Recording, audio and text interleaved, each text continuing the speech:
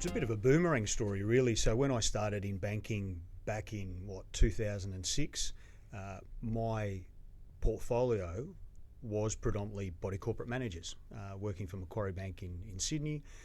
We had a large portfolio of body corporate managers, so I was very familiar with the industry. The bank then released the early stages of its body corporate lending product. And then my career's sort of gone into a few different places since then, and sort of 4 or 5 years ago I left banking and moved into the client-side advisory, so working for clients. And then pre-COVID we were asked by a couple of New Zealand clients to do some work for them. And part of that then led to this question from one of our clients: we own units in a building in Queenstown that suffers from weather tightness issues. Do you know anything about body corporate finance? I said, well, matter of fact, we do. We've done a number of them in Australia because it's a bit of a semi-mature industry. But there was no one in New Zealand that was doing it. None of the lenders from Australia had made it across the ditch. And this client said to us, well, can you help us with our problem? You know, it's a pretty prominent lakefront development, and it had a big weather tightness issue that, you know, pleasingly they're a long way through remediating now. So we spent 9 months working through the nuances of the New Zealand legislation, understanding how the market works over here, and really what the funding requirement was.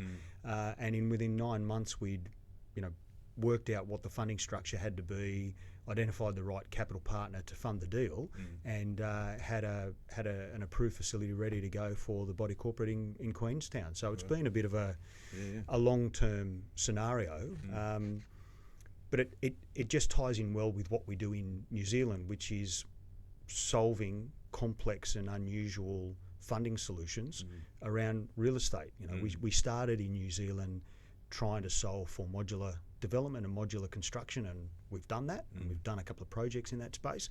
So continuing with that theme of trying to help solve problems that existed that shouldn't exist still in New Zealand is kind of where we focus from a mod finance perspective. I guess in a weird sort of way, by osmosis, you would have learned quite a lot about the body corporate industry when you were dealing with the body corporate managers over there. So you're not coming into it totally blind. You kind of have a good understanding of how things work. Absolutely, and you know, having a number, I think we had 40 or so clients that were body corporate managers in my portfolio. You get a really good appreciation for the challenges that the body corporate managers face, and what their whole business is about.